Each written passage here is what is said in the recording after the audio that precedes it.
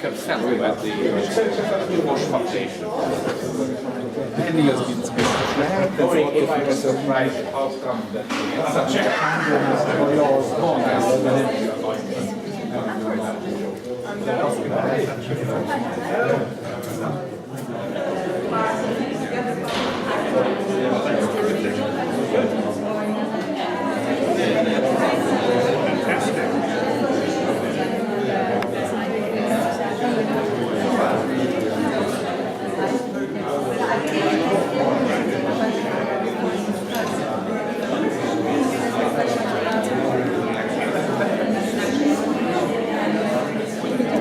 I welcome you, ladies and gentlemen, to the CHB. Dear Ms. Klaniczay, dear Mr. Galántai, dear guests, ladies and gentlemen, let me introduce myself. I'm János Can Togay, the head of the Collegium Hungaricum.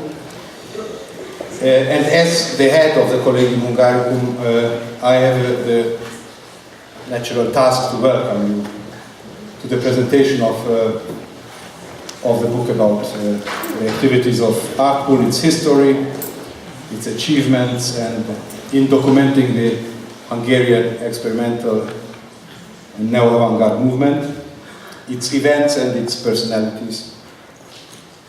Now, there should be no special challenge for me as a director of a cultural institute in finding some introductory words to a book presentation.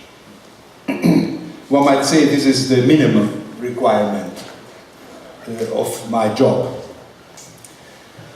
However, I have to admit that I am seriously challenged by this task this evening, and I will try to explain you why it is so difficult for me to find the right aspect and so the right words as well for this seemingly simple task of welcoming, introducing, thanking, and handing over the thread of thoughts to the next speaker.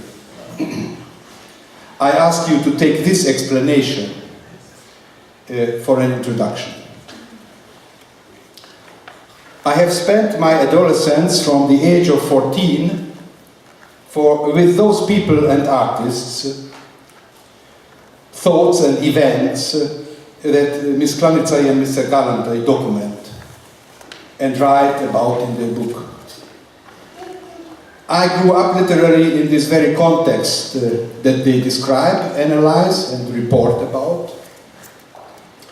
And as far as I'm concerned, it was a sort of an accident that my interest for theater, and that through my interest for theater, I got in touch as a very young lad with the Budapest underground artistic world and got involved with it without the liberty of a conscious personal choice. It was as if I had been looking for a certain address, opened the wrong door, and before I could understand that I was looking for something else, I got already so deeply involved that nothing else remained as a viable option.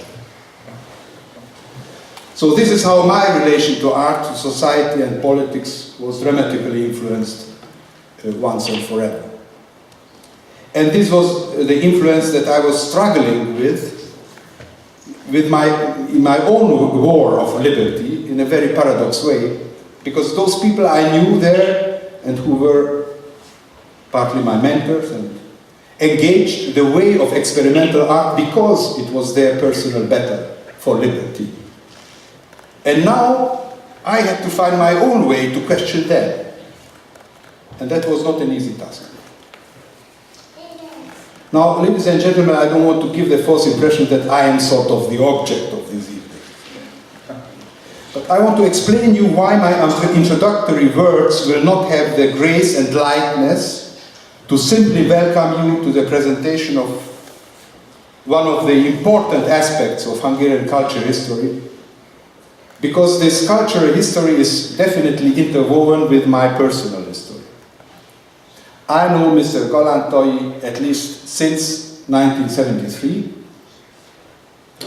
at least, from the times of the Boglar Chapel actions and exhibitions. This was a summer of art and freedom, an unprecedented and unconceivable summer of Hungarian contraculture, days of autonomy, self-determination, fantasy, and of experiments. On a hilltop that just emerged some centimeters above the thick fog of the everydays of a police state. There we lay in the sun of freedom, thanks to the stubbornness and the inner liberty of Mr. Galántai, who dared to follow his own interests in a state where interests were managed by the secret police and where art was prisoner of petty political deals. Now, of course, the chapel got shot down and the people were molested by the cops. And of course, people lost their jobs and were not allowed to leave the country. But this short summer of freedom was the proof of the possibility of self-determination. And the sun really shone in its own way through the decades to come. On little islands of real and imagined liberty. The history of these little islands, of the shipwrecked on their shores, their deeds, experiments, actions, dreams, fantasies, in one word, their art, was observed and gathered by two instances. The secret police, on the one hand, and Mr. Galántai and Ms. Klaniczay on the other hand. The stubbornness and the inner freedom of the latter prevailed and is documented in this book that is presented to you this evening. It is one of the most important works in Hungary about culture of freedom. I thank you for your attention.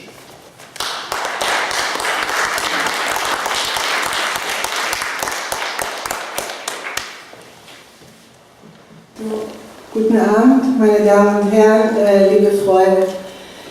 Freude habe ich gesagt, wie schön, liebe Freunde, liebe Freunde. Wahrscheinlich haben die zwei Wörter doch sehr enges miteinander zu tun. Es ist für mich eine große Ehre, die Urgestalten der ungarischen Fluxusbewegung und Avantgarde, Klaniczay Julia und Galántai György, dem Collegium Hungaricum begrüßen zu dürfen. Und freue mich sehr auf das Panel, was bald stattfindet über das Buch. Aber zuerst möchte ich das Wort noch Julia Klaniczay erteilen. Sie wird eine Einführung in die Arbeit von das Archiv geben und über das Buch was erzählen. Danke.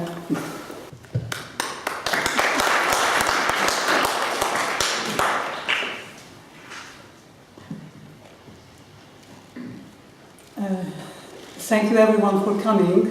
This is a big evening for us because we finished, after 5 years of working, this compilation, which is this documentation that is presented today.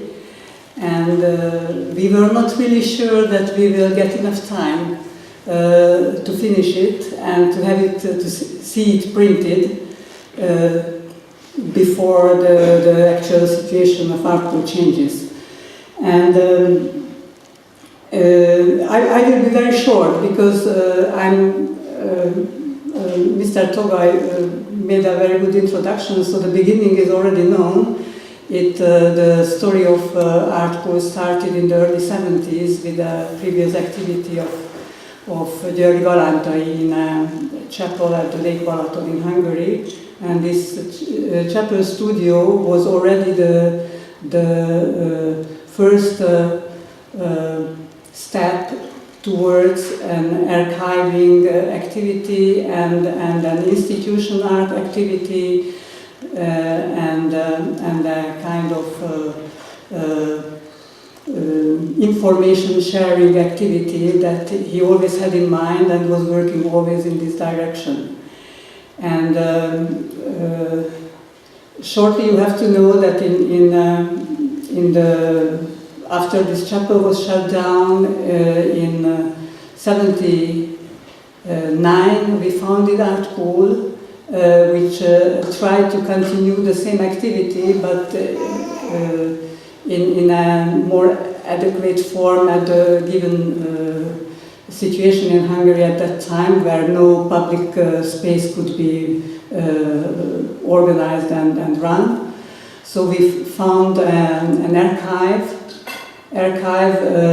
which was a more private activity, but was open to people who were interested to know anything of the documents that we got in exchange from our colleagues from all over the world. And after the changing, so this I think this is an interesting period that we had before 89, so before the changing of the system. With the archive, we had several projects. All these are described in a chronological order in the book. And also a little bit there is a story which you can learn that what we were thinking.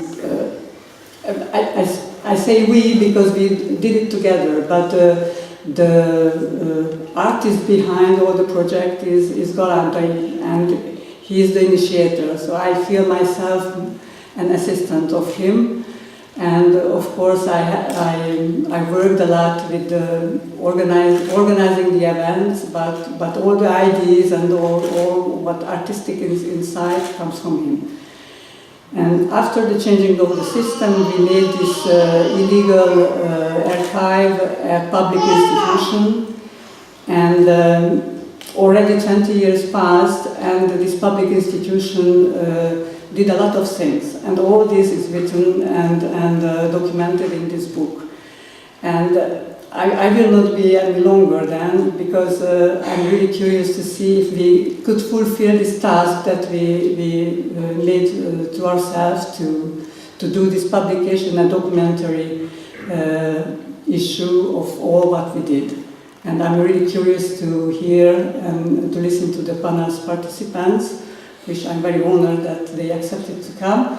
And I'm curious to hear their critics or their opinion about this book, and to know whether really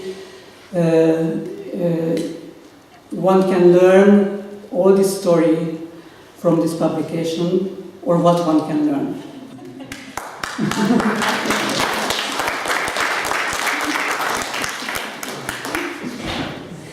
Okay, good evening from me too. My name is Beata Hock, and then we are in a quiet, long professional and friendly relations with Artpool and the two people who realized and run Artpool for years now. I'm myself a Hungarian cultural historian and did a lot of research at the Artpool art archives. There was also a period when I worked there with a grant and building a database on Hungarian happenings, actions, art and performance art.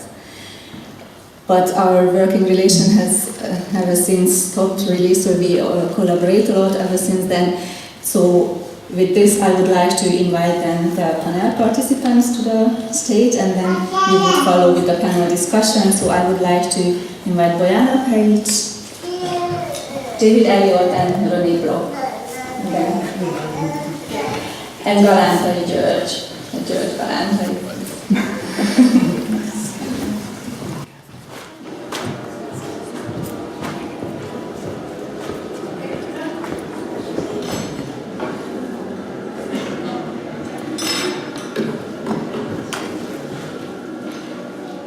The more subjective form of introduction would be that I would like you to introduce yourself from the perspective if you have a direct personal connection with the Artpool archive. We started out from this question knowing that Artpool had this extensive international network of artists, art professionals, or in case you yourself had not visited the Artpool archives themselves or have not met the Artpool people before, then what is your relation to the kind of art and material that is being housed in Artpool? So what is kind of your personal relation, not just to the physical place, to the people, but also the kind of art and approach to art that Artpool represents.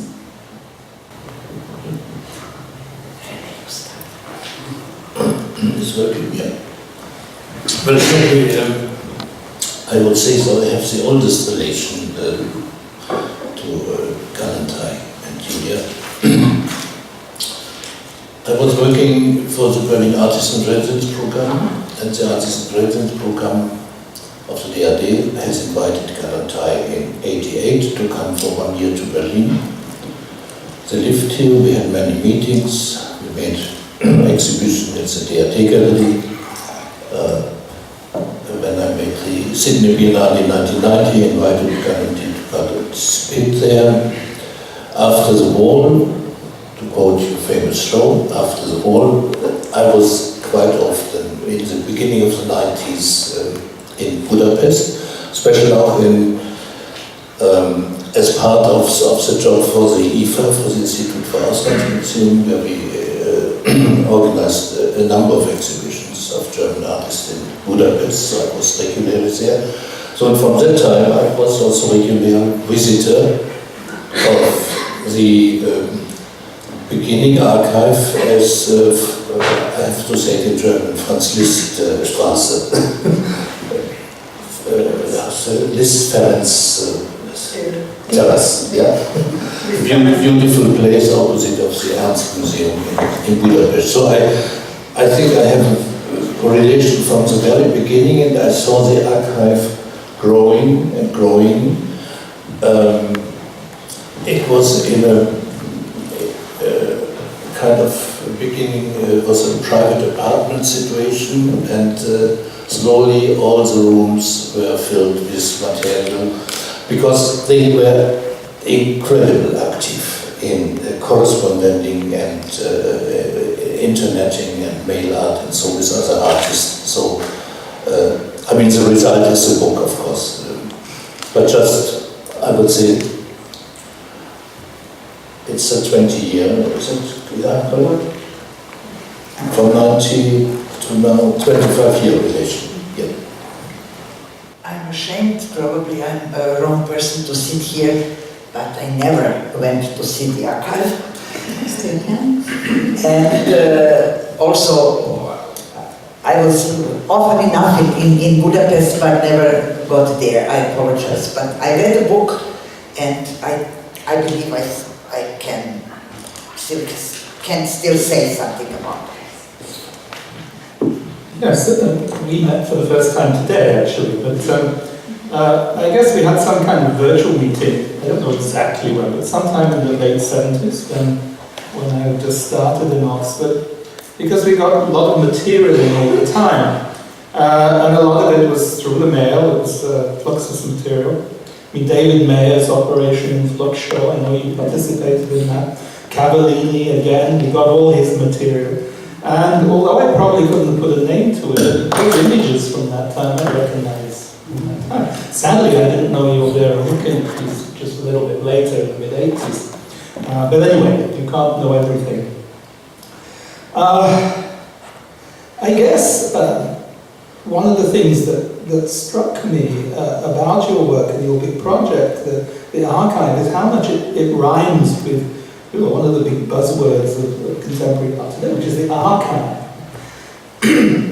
Archives have been created, say the Asian Art Archive in Hong Kong, and many artists are kind of working taxonomically, sorry, I can't say it, taxonomically, or in an archive-like way. And what I think this kind of contemporary obsession is very much about frameworks and trying to establish new paradigms of power and influence within a very fluid, not quite post-colonial world.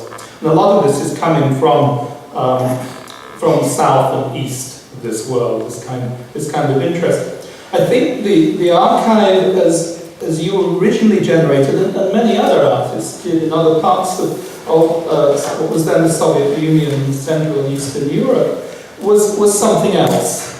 And I think this had something to do with knowledge, with knowledge which wasn't available, with samizdat,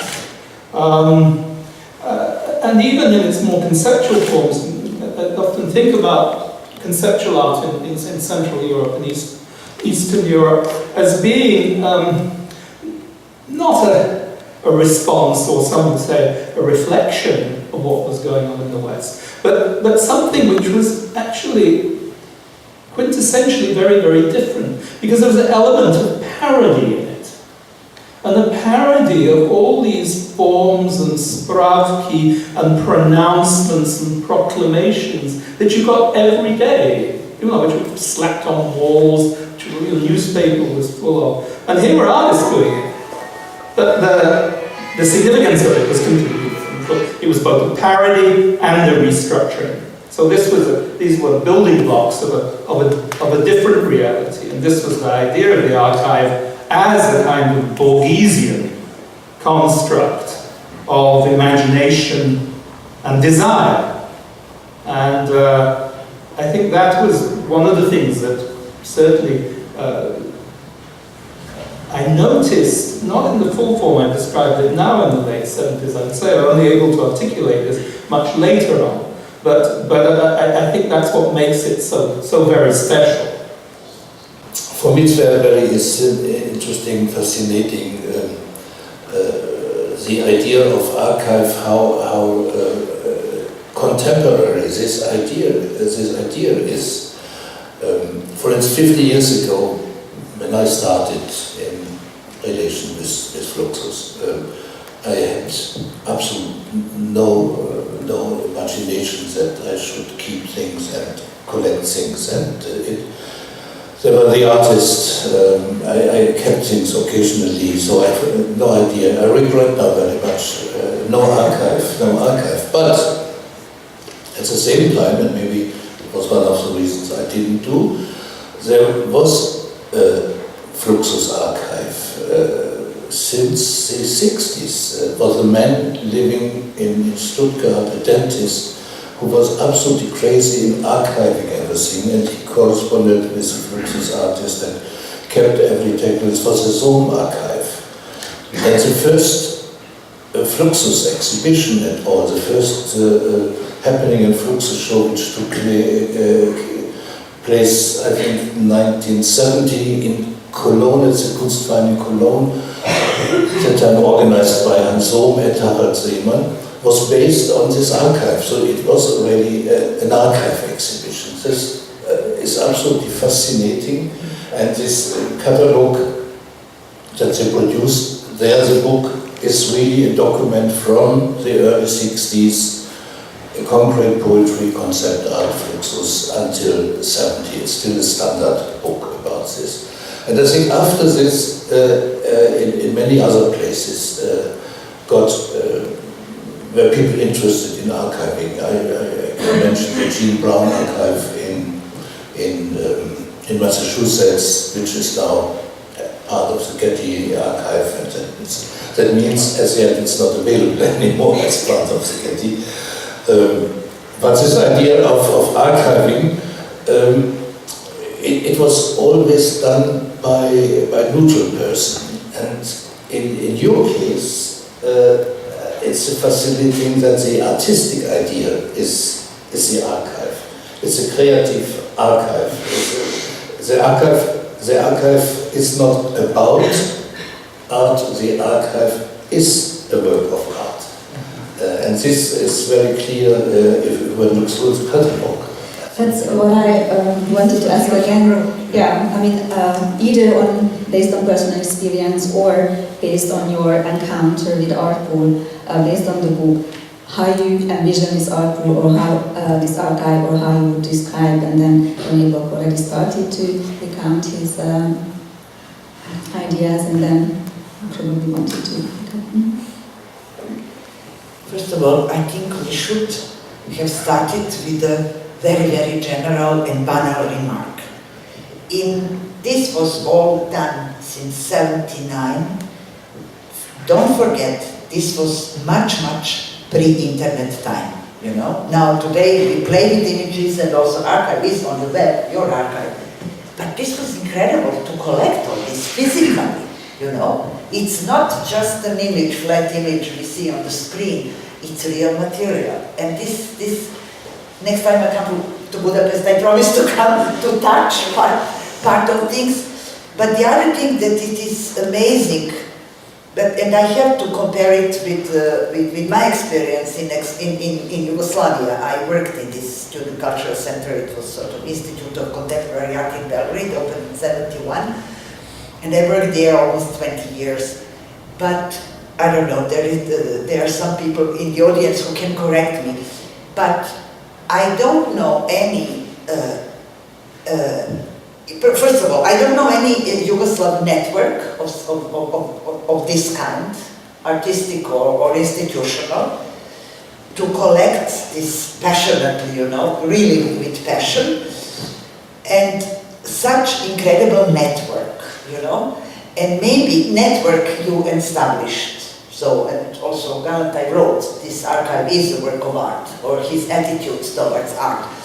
But probably, because in Yugoslavia, we were much more open, the need for this communication with abroad was not so developed, because foreign artists came to us, and our artists also went to exhibit abroad.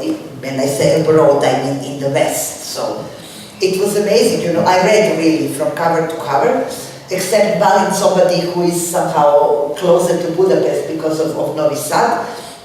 There are no other Yugoslav artists. Either they were invited and they were not interested in this connection, or also frankly speaking, we didn't have so much Fluxus artists, and male art scene was not so developed, really. No. I mean, there are people from Novi Sad, from North Serbia, were much more involved in male art than generally artists from Ljubljana, Zagreb, and so on. Okay, they are always incident. But this, when I read the book, you know, this was, I really felt almost, I read it emotionally, because such a need to communicate, you know, now maybe I generalize, can suggest only that you lived in a much, much closer society than we in Yugoslavia did. And this is amazing what you did. And I disagree with you when you say that you were just helping Galántai. You were a team, and I would not measure now. Without you, he would not do what he wanted to do, I'm sure. And now I want him to say something.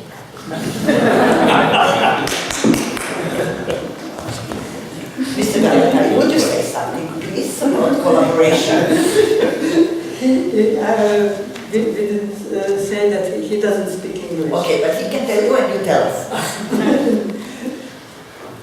About how male art networks develop. What would you think? Because Bojana said that to her experience that there was a very insignificant male art network in Serbia, for example.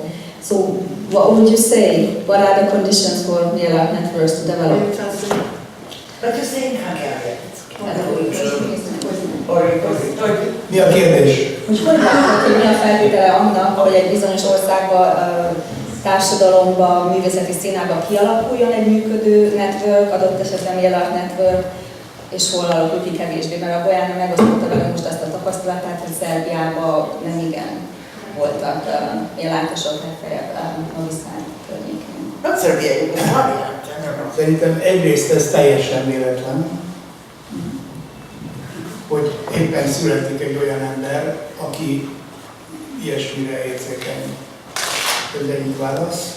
One answer is that it is totally random whether or not a person who initiates a network is being born somewhere or shows up somewhere.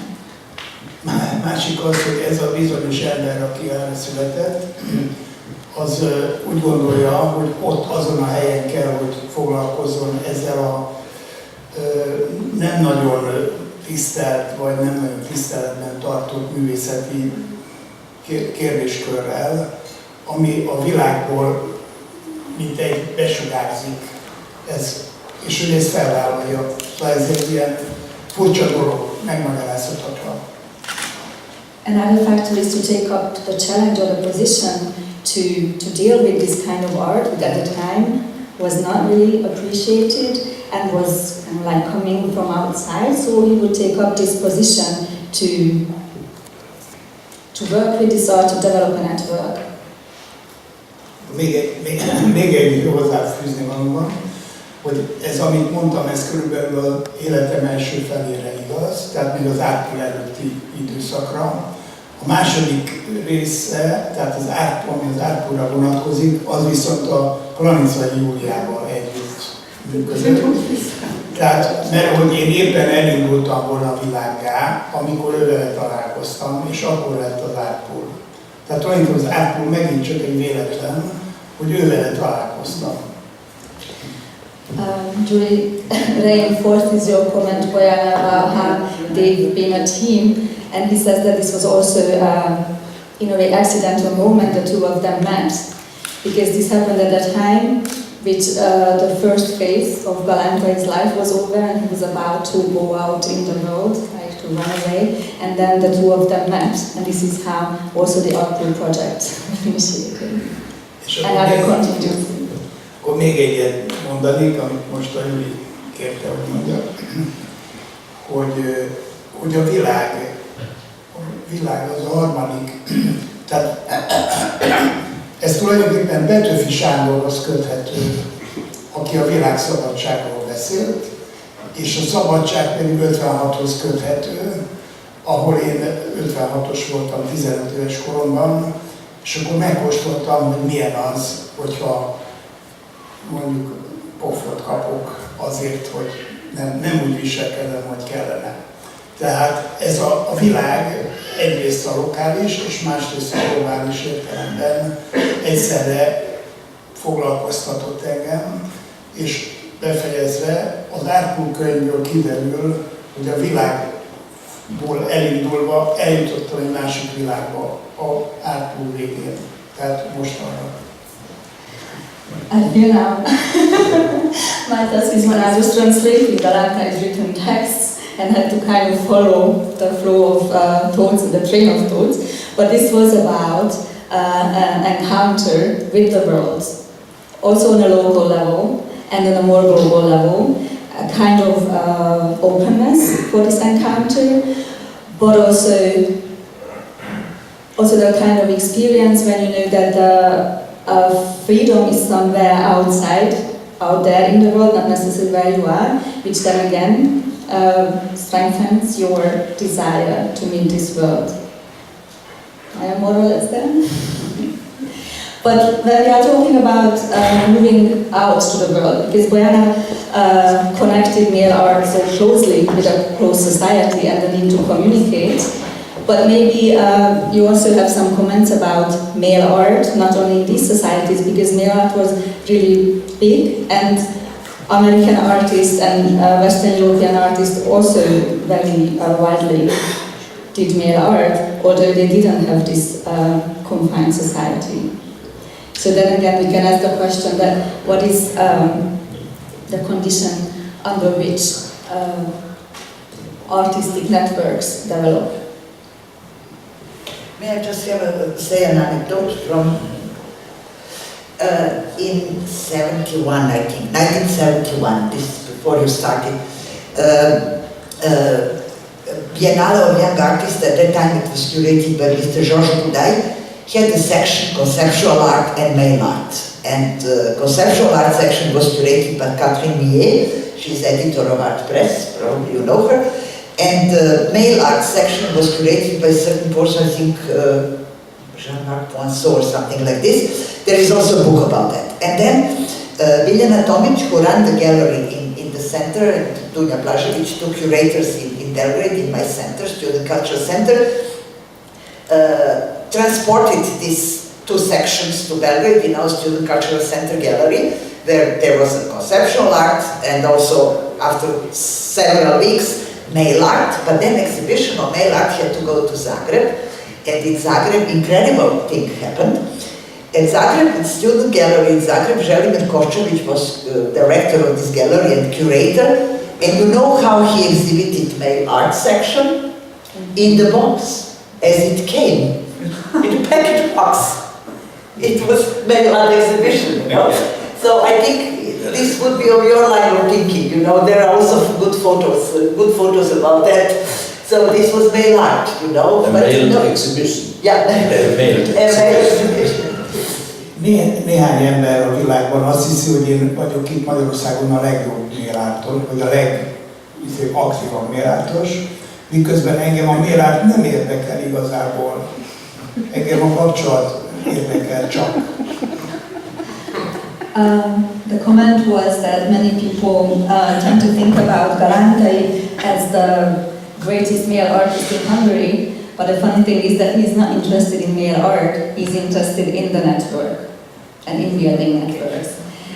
And so that's where I would like to move on, that some of you led or launched non-mainstream arts spaces in the same period as Artpool started, or you are now chairman of these international art networks. So my question would be that what are the moments that felt familiar to you from Artpool's history? And then what are those aspects or conditions that were quite different in your case? Like, that it has clearly both a geographical and a temporal aspect, this question. Like René Bloch was running his gallery here in Berlin, Bojana did in Belgrade. So clearly this is the geographical question, and what is the different conditions for networking back then or today? Yes, well, I think, again, this introductory comment spoke about the atmosphere in Hungary in the 70s, which, of course, I didn't experience. But having been there in the 80s, at the time of relaxation, one knew certainly that Kada had always been the very nice man he pretended to be by the end of the 80s. And maybe he wasn't even then. And that it was a strict, it was a police state, and your book and the archive illustrate that with the police reports. And you have a unique thing, an apology from the Minister of Culture for having been treated so badly. I mean, this is a miracle. You should take us to Lourdes or something. But yeah, I mean, I don't want to limit the significance of the talk, but it is obviously made in a condition of a repressive police state, and a lot of its significance as a network, as a reaching out, as a means of communication, an alternative means of communication, and power. Because networks are about power, because they're about knowledge and they're about connection. And both of those things actually do create power. And they're completely, if you like, there's a bottom-up system rather than the heavy top-down system that you actually had to live with. And I think that is really significant, and I think a lot of people who are activists on the internet also regard it and try and preserve it as a bottom-up organization. Although recent disclosures by Mr. Snowden and others are proving that that is not at all the case. And frankly, we shouldn't be surprised. The kind of network that Triangle is actually was founded in the early 80s as a network of 2 or 3 organizations, and then it grew and grew and grew. And it was actually founded by Anthony Cara, the British sculptor, who recently passed away, and Robert Loder, who was a collector and person interested in the arts. And it was in organizing artist workshops in different cities around the world. And so it started in Bennington in the US, and then it started in Africa, particularly in South Africa, where Loder was working. And then it spread and spread and spread and spread. So now it's been operating in over 200, no, actually over 300 cities in different parts of the world at different times. And it sort of flares in activity according to how people need it. And of course, the fact that there is this central resource, which sometimes can provide money, but not so often, sometimes can. But an example and a kind of how to do things does mean that it is of importance, particularly in those areas where artists are still marginal within their societies, where they are often operating in oppressive situations as well. So, I mean, one can't generalize, but it's something that is a resource which artists can use and need when they need it. Would you want to comment, Bojana, on comparing the working conditions or the intellectual and artistic climates between when you were doing the Sakatsa and then the kind of image that you gained from living through the book? First of all, I don't want to exaggerate my important role as the Cultural Center. I was studying and I was their assistant in the gallery for many years. So for me, all these type of works were new, you know, first performances in Belgrade. I didn't have a mechanism how to deal with them. So my connection at the time, historical connection, was Dada, soirée, and so on and so on.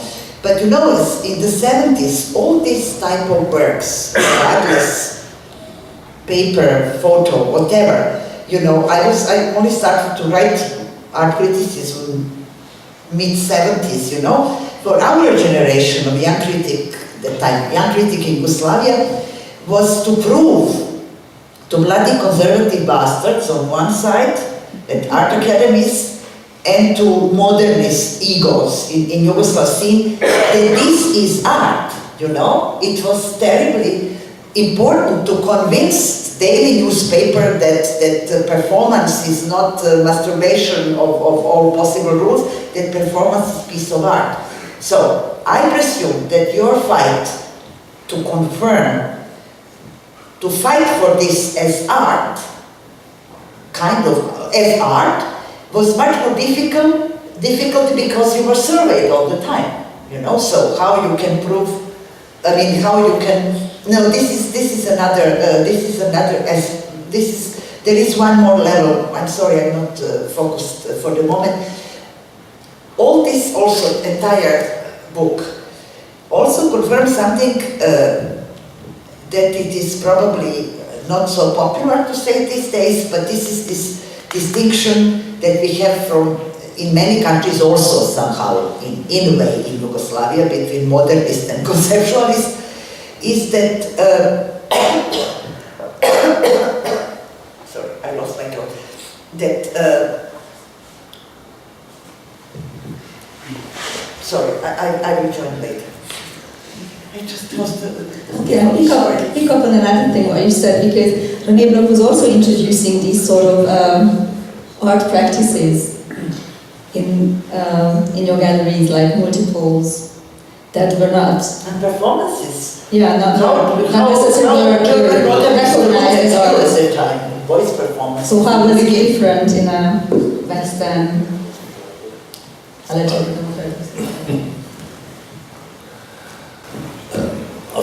Of course, this was not being taken serious, with very, very few exceptions. But that was not important for us. It was kind of things, they were in the air, they had to be done. I think it was more or less my personal wish to meet certain artists, to meet certain people. I was very young and I read about them, and I got interested in meeting them. So, as having a small gallery, I had to invite them to make performances. That means this Fluxus artist at that time, I did not show them in the gallery. I made only this soirees. We called it also soirees here in Berlin. And so one after one they came to Berlin. The time of the big Fluxus festivals was passé, and I had not seen any of those. And so we did the other way. We did this single performance in Berlin. Only later, at the very end, we were able to organize larger festivals. It's absolutely curious in terms of this history. Matschunas, the founder and promoter of Fluxus, as you know, did not want to start Fluxus in Wiesbaden in 62, as he had to do. He had always the idea to do that in Berlin, between East and West. He comes from Lithuania, lives in New York, he had a different idea, but there was nobody in West Berlin in 62, or East Berlin, to organize a thing like that. So his first Fluxus, big Fluxus event, took place in Wiesbaden in 62, but his very last, we were able to invite him in 76 in part of a big Soho exhibition to make a Fluxus event, because many of the Fluxus artists lived in Soho and even created Soho as the artist quarter. So by chance he died a short time later. He made the last Fluxus concert in Berlin, so there's a kind of connection. But it's certainly not what you had asked, what I was telling you. I mean, you went to Budapest, you visited Artpool slightly later, so it was, you said around 90, right? Yeah. Yeah, so it was not the atmosphere of the 70s or 80s any longer. But how did you know about them before you invited him in 88 in the end for the early stage? Who informed you? Well, we speak about network. Of course, I had a gallery. I was one of the addresses to get information from Budapest. So I got all this. Galántai was for me a famous man in Budapest just because of the mails and little notes I received from time to time. There was another man, was Andrzej Todt, also, and there were a few artists from Poland. So one knows about certain artists without knowing them personally, and then finally one could meet it. That was always a fantastic surprise and intensive dialogues after all. It's about, there is one, we were also fighting, all those exhibitions, there was official art in every socialist country, in every country practices states socialism, even in Yugoslavia, and on the other hand there was underground dissident, I don't know. I don't remember this term, non-conformist from the 70s, maybe David does. In Yugoslavia I never heard about non-conformist as a term. But then there is one text that made me see clearly things, because really our exhibitions in Yugoslavia 70s were not censored. Certainly there was somebody who made reports what we were doing, but exhibitions were not forbidden. The only forbidden, or so-called forbidden exhibition is a figurative painting, representation of Tito. So, and this, Katja György writes about Soviet situation. She means Moscow, certainly, but she has a good distinction saying that official art, official exhibited art in museums, whatever, had this precise or larger distributional channel, meaning catalogs, postcards, and so on.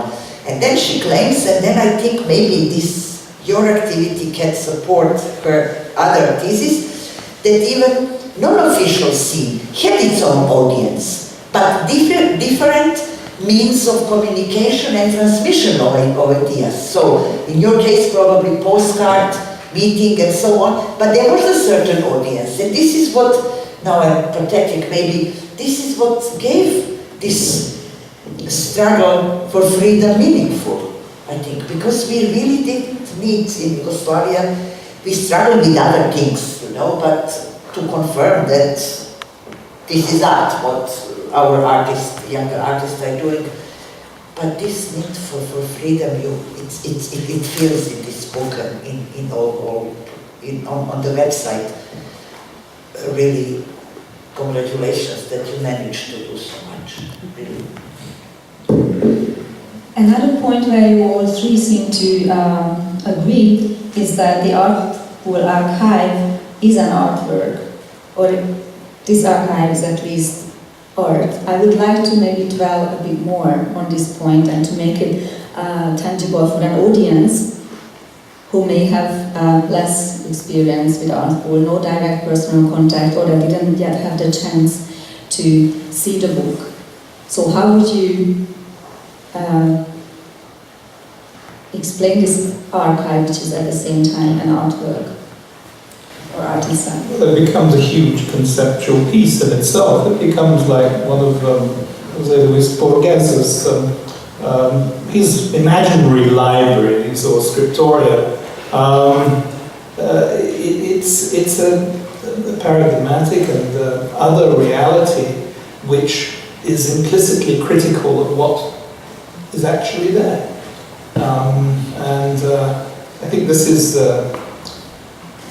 absolutely fundamental to understanding. And it has its own poetics, has its own beauty. You know, there's a kind of arte povera in the materials, if you want to use that term. And of course, materials, there's an economy to this as well. I mean, it wasn't as strict in Hungary, I don't think, as it was in the Soviet Union, but I mean, if you wanted to get artistic materials, some way or another, you had to be a member of an artistic union just to get the brushes, the ink, and stuff to work with. It was very difficult. All the same. Yeah, well, you know, you either have to have friends, or you have to have a union card, and you do your official work, and then you do your other work at home, or whatever. But I mean, it's a terrible oppression. And the fact that there is the official way, with the official materials, the bronze, the oil paint, the gold frames, and then there's this other thing. I mean, it's very, very important. We didn't have this thing. It was another thing. It was another kind of revolt. It was much more Oedipal rather than political. And that's not to say that politics aren't Oedipal. I think they are, but in those terms. What I'd like, I mean, I don't want to take us off this subject, but I'd also like to talk about what was radical in this work. And what being radical in Hungary, or this is where we are at the moment, so I guess we have to talk about that, but there are echoes elsewhere, meant in the 70s and 80s, because it means something very different to what it meant, certainly in Germany or Britain or America. And I mentioned the image of Vera Baksa, which looks a great piece. But of course, Vera Baksa was one of the great Soviet sculptors of the 20s and 30s. And this was on top of the Soviet pavilion in the 1937 World Exhibition in Paris, opposite the Nazi Eagle. It's a great, I love it. But on one level, it's this heavy official peasant worker communism ideology.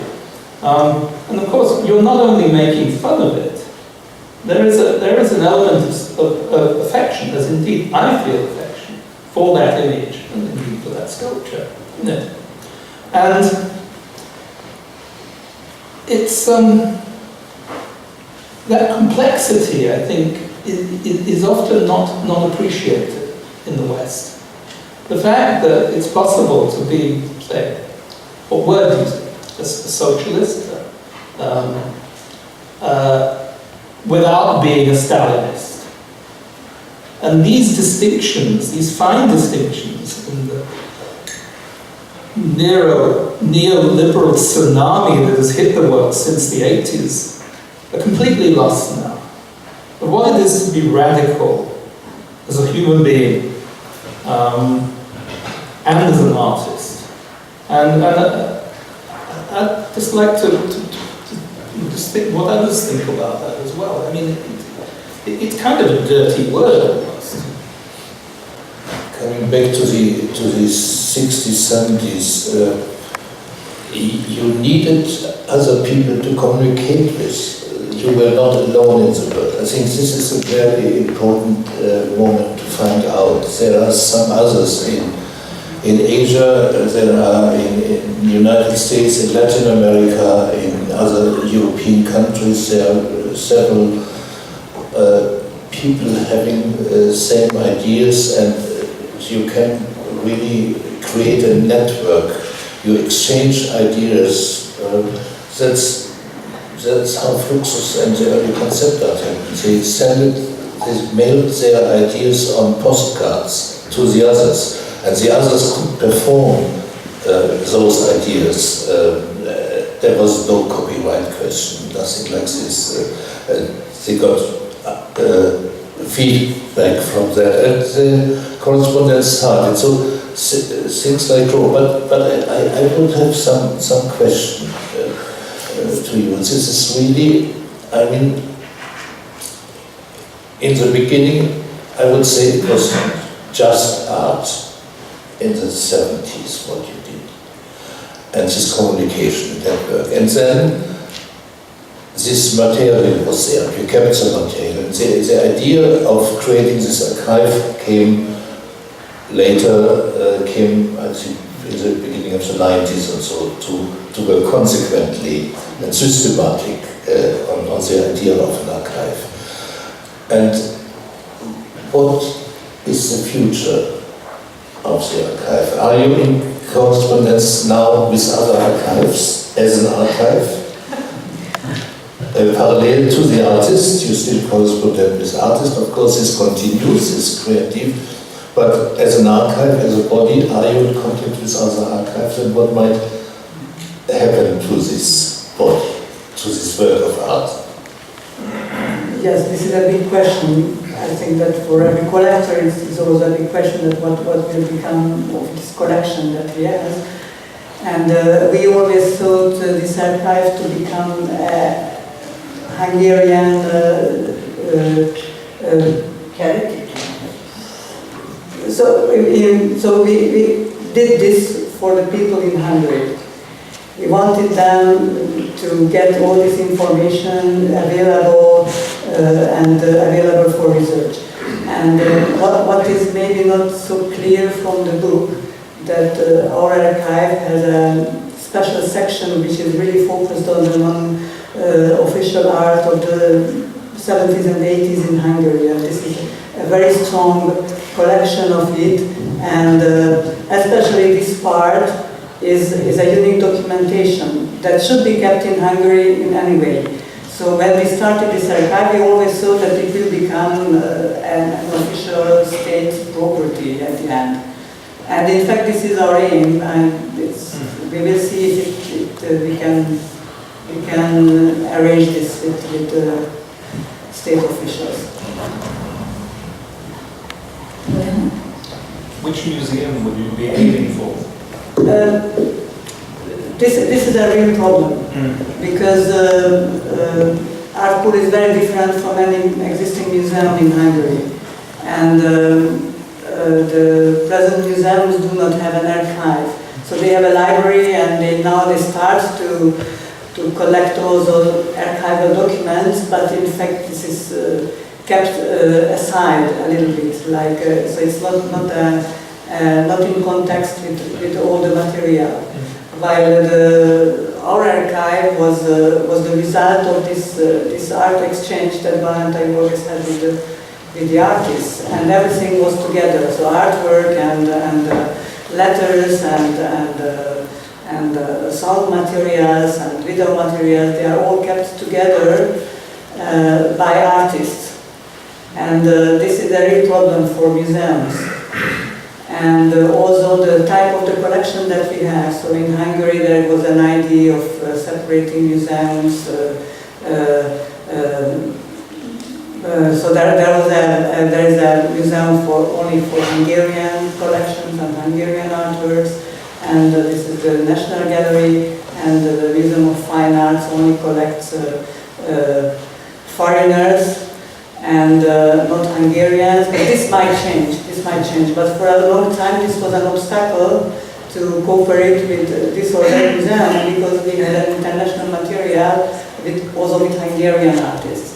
And then the third problem was that the Ludwig Museum was not born yet when we started the archive. And so now there is a contemporary museum, but still doesn't have an archive. So it should be decided.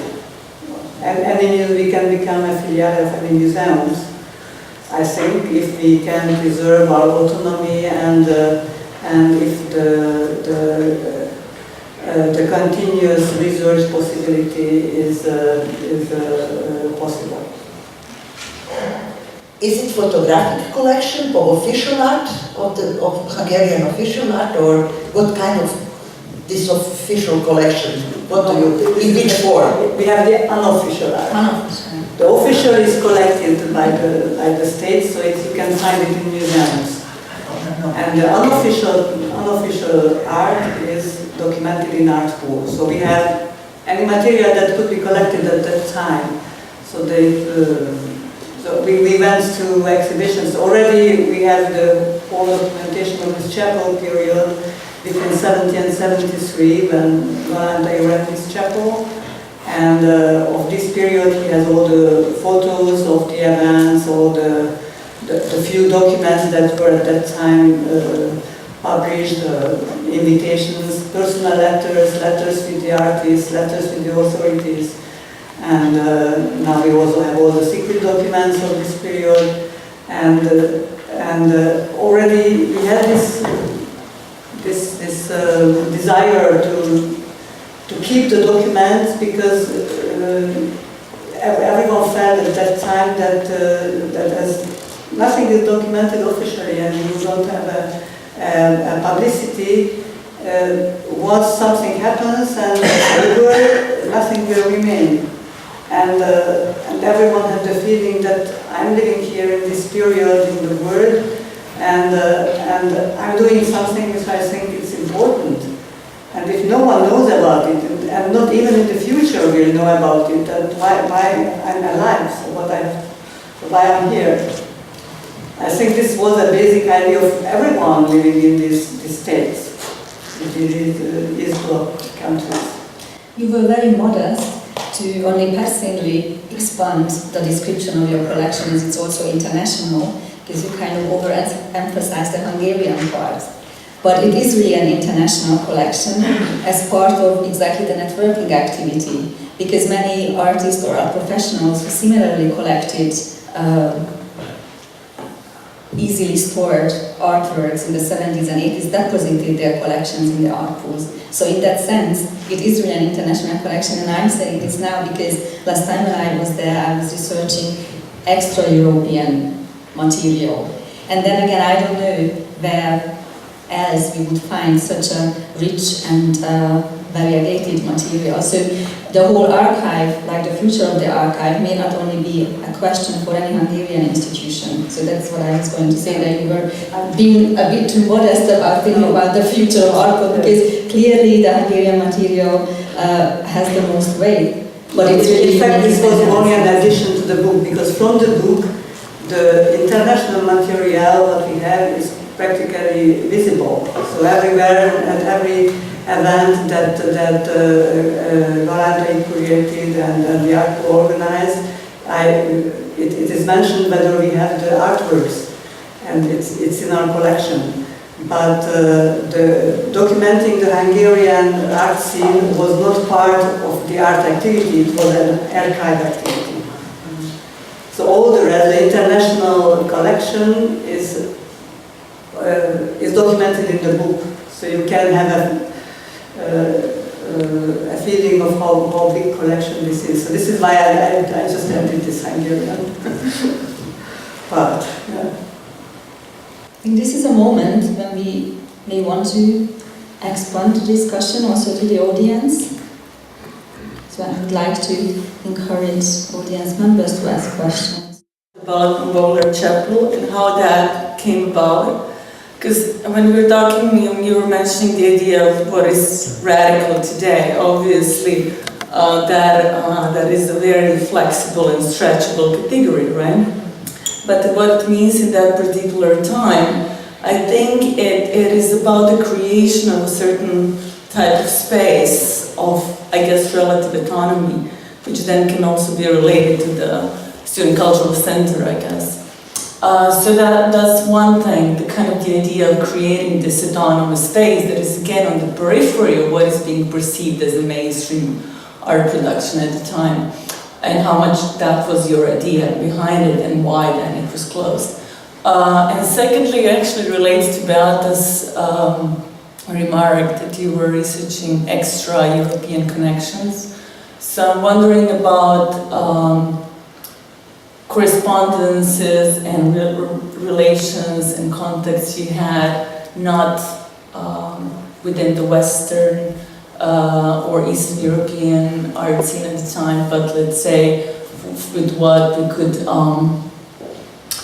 for the economy of discussion, call, I guess, the South, Global South or Global Southeast. So these are the questions.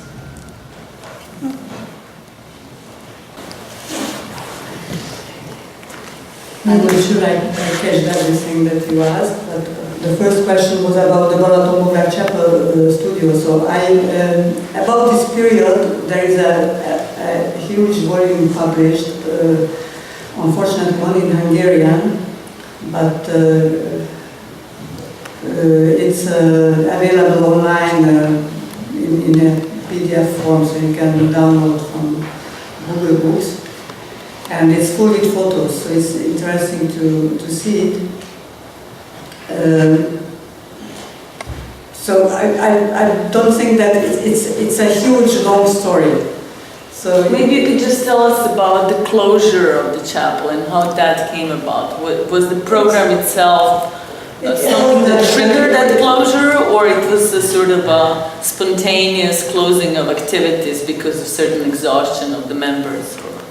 It was already it was banned so it opened in 70, and the first year was a more trial year, so it was just the first exhibitions, not so characteristic of the whole. And in 71, when it became more experimental, more characteristic, it was immediately banned. And from 71 till 73, Galántai had a continuous struggles with the authorities because they wanted already close it in 71. And at the end they closed it in 73, and how it happened, there was practically a police and a joint police-military attack against the hill, and all the people who were staying there or being there for the exhibitions, and they searched everyone, confiscated everything, controlled everyone, and then closed the chapel, and then made a trial against Galántai, not the state, but they forced the church to make a trial to break the contract that he had with the church. So this was the story, and as a closure of it, there was a big article published, so it happened in August, and in December there was a big article published in the state newspaper, the Leipzig, written by the chief policeman of the country, and it was in the Sunday cultural supplements first page with the title "Happening in the Crypt." And there was a whole-page article that how dangerous this activity is, and that the socialist states shouldn't tolerate such thing, and Galántai should go back and paint and not organize anything.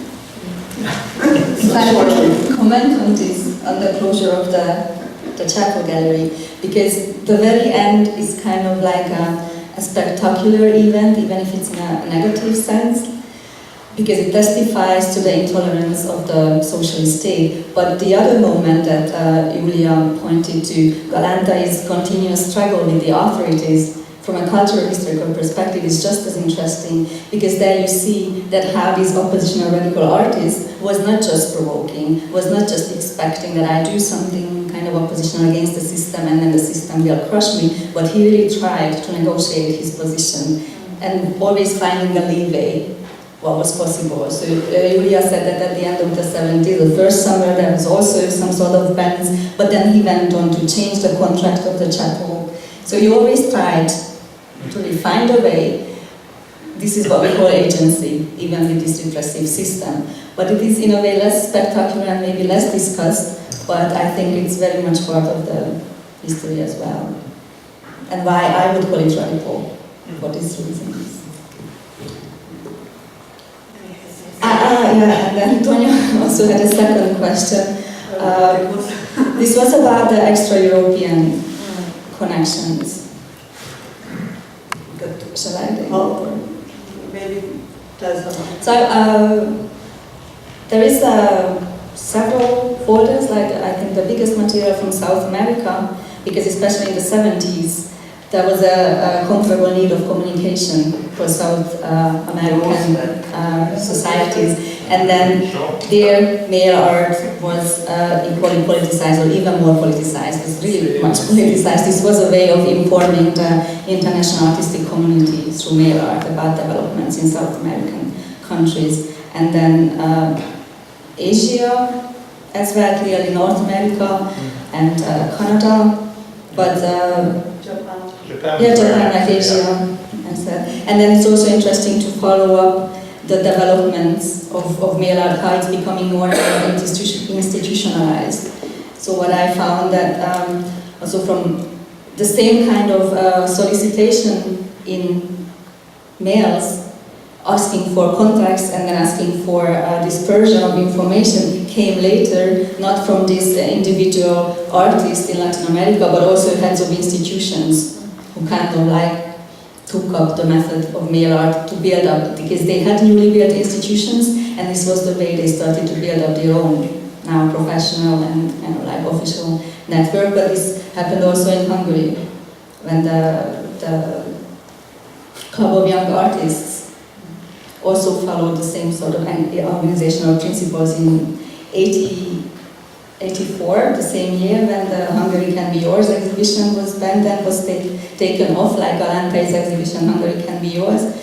A male art exhibition was taken off, and then in the same year, the new director of the same institution was trying to put out a grand-scale international show and was using the same tactics and the same mailing lists. These are the things that I found interesting. Please. Yes, please. I would like to add two aspects to the discussion. The first is very uncomfortable. This is about money. An archive needs to be indexed, to be accessed for anyone, and the question is how this is managed by you. And the second is I wonder why the Schwerin experience isn't mentioned here anyhow. And the fate of the Julia archive. The GDR male artists have similar experience like the Hungarians, not so serious, I cannot explain, but I cannot compare, but I think these two aspects should be mentioned here. Thank you.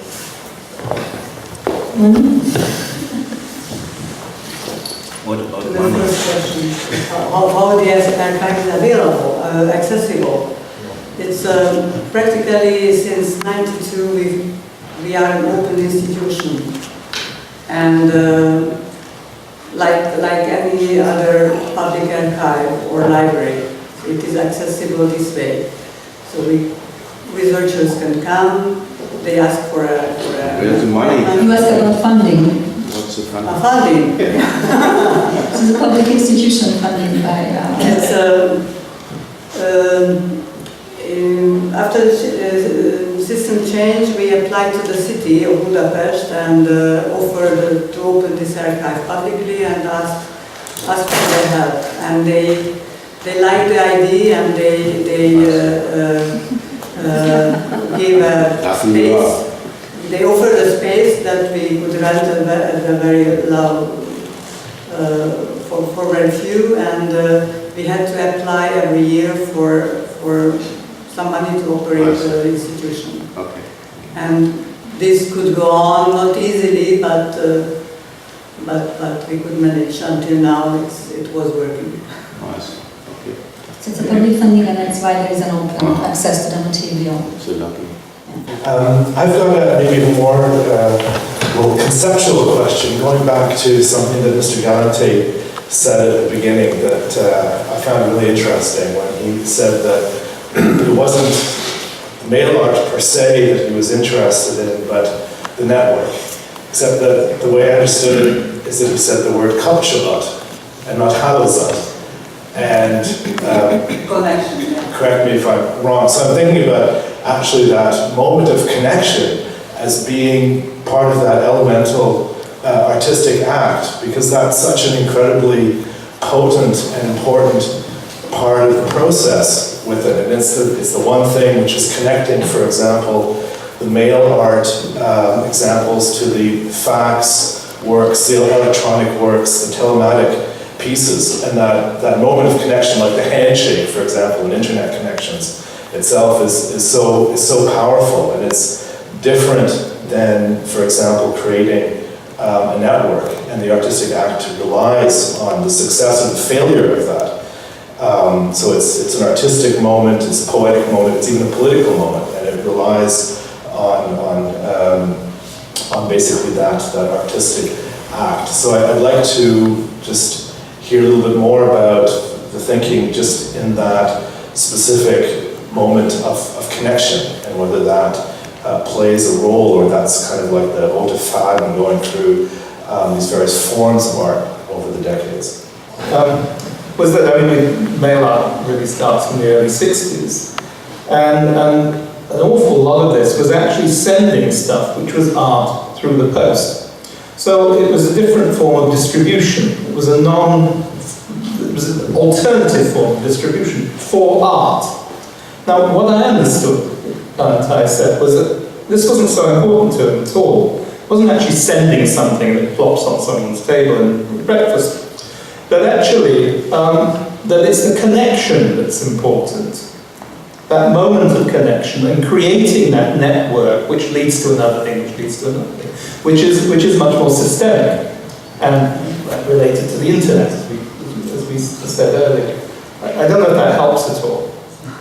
Reading the book, I was completely shocked when, after reading these police reports. You know, I never read such a thing in my life. Plus, the idea to make an exhibition following the police report from the 80s, only an artist can come to this idea. Thank you, Galántai. Really, it is fantastic. But you know, this, I know you hate this, but there is a certain, I was talking to David, maybe it's just too much, but this police report, when you read it, it comes close to sort of art criticism. You know, they were not so stupid idiots. No, I was really shocked. You know, the quality of writing is not bad. The guys over there in secret police didn't have all idiots, as I know one idiot who used to come to Student Cultural Center in Belgrade. And this really, but to reconstruct it, to restage the exhibition after police report is, but when could you get this? When the archive was open? What year was that? After, in 2000 or? It was around 2000. Not earlier. So we could get the reports in, yes, 2000, 2001, so from 98. From 98, I think that it was the law to create this state archive was in 98, and then slowly, so not every documents were available immediately. And maybe it was in 2000 that we got this report about this special exhibition, this Hungary Can Be Yours, which was in Orwell's year in 84, and it was banned immediately. And it was so funny. It's like, it was funny to see that what they really found, what these agents found problematic in the material. And but this secret agent was, it turned out to be someone very much involved in the art scene in Hungary. So he was couldn't find another job, yeah. He the job. So he had an artist name, and he was known at his artist name, and he was publishing poems at his artist name, and he was good friend with all these underground people, and he was very clever. So practically he had a brain, a tape recorder in his brain. So everyone what was said, he went home and just write down his report, word by word. But the reports were also not denouncing, like you say, that they are documents on the basis of which you can reconstruct exhibitions. So if this is one thing that the Artpool or the archive accomplishes, to have maybe a more nuanced image of even the state socialist police state, that's already something. Because like you said that the reporter didn't find another job, that's clearly not the case. He may have probably not choose to write the reports, but since he did, I mean, in some of the reports that he wrote are almost like apologies to the activity. Yeah, but there was also, I don't know whether there was the same person who apologized to Galántai saying, I had to like censor or criticize you in order to pass Catalinera to become director of Musharno. So it was, this was a state official. Official, yeah. But this is also playing with people, you know, this is so ugly and dirty. It's much more civilized than the KGB files I've read on artistic activities. You did? Yes, I mean, they're vile. I'm still afraid about interrogations, yeah. Now, the last thing I would like to say today, you know, I appreciate, and we all here certainly appreciate your activity, but with this is why I was so keen on these police reports. This is terribly important document, because after socialism was gone and buried, and after all these wars, or during the wars we had in Yugoslavia, everybody pretended to present him or herself as a dissident, you know. So one historian coined this term, we all suffer from post festum martyrdom, no, retrospective martyrdom, you know.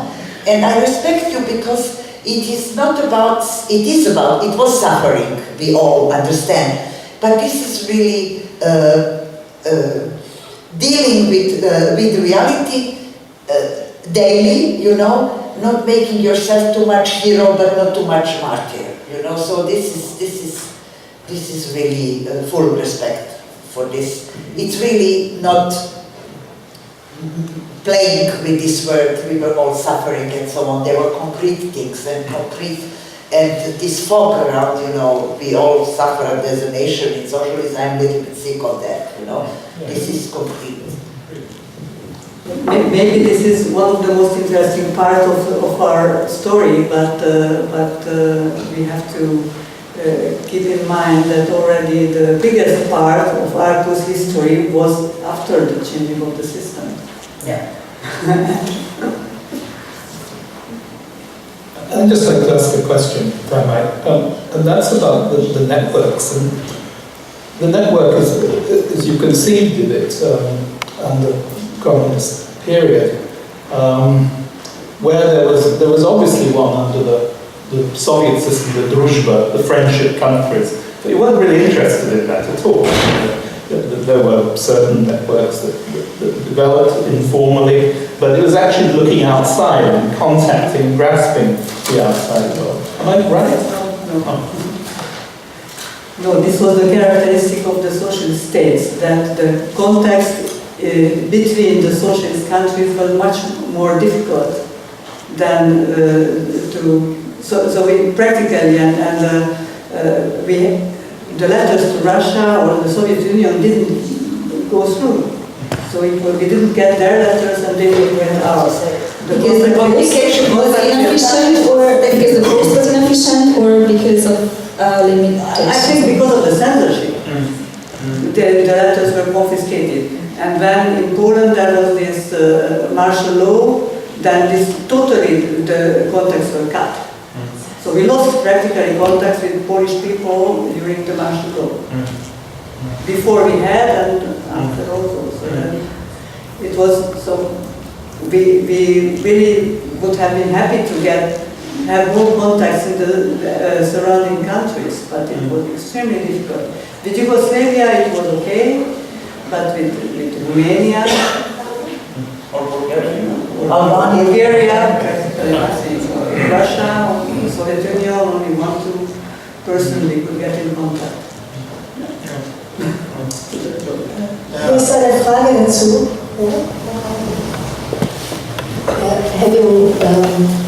This question just refers to what you were saying, talking about networks and connecting or connections. I was wondering how your personal contacts have been before 89, especially with Eastern Germany. I have seen that you have had strong kind of exchanges between Germany and Artpool, but how about your personal contacts? Have you invited artists from East Germany, or have they been inviting you to come to Germany, to East Berlin, in order to work together or to exchange? This is what I'm interested in. Personal contact, you mean that to travel and to meet, or whether you have invited them to come to the there were mail art projects. So these were the mail art network was based mostly on projects organized by certain participants of the network. So they announced the project, which had a topic, and they asked to get works from all over the network. And there were projects organized by DDR artists, and there were projects organized by Galántai in Hungary and everywhere in the world. So, of course, there were such contacts. So we were in correspondence with Robert Rehfeldt and Birger Jasch, or it's just something that come in mind. But have you ever met them in that times? Rehfeldt was Magyarországon. Rehfeldt has come to Budapest. I didn't meet him, it was before me. But Galántai knew him personally. Others, we didn't travel too much, so it was extremely difficult to travel from Hungary abroad at that time. And we did two art tours, but these were mostly for the Western countries. And so if there were, so that the contacts were mostly by post and mail, and we participated in each other's projects. I see. Thank you. The world came to Artpool anyhow. The world came to Artpool anyhow, so we didn't have to go and visit people. Okay, then thank you for the participation, and then congratulations once more. Thank you for inviting us. On the book. Thank you very much. And then we'll have a chance also to cheer for the book later tonight. And thank you also for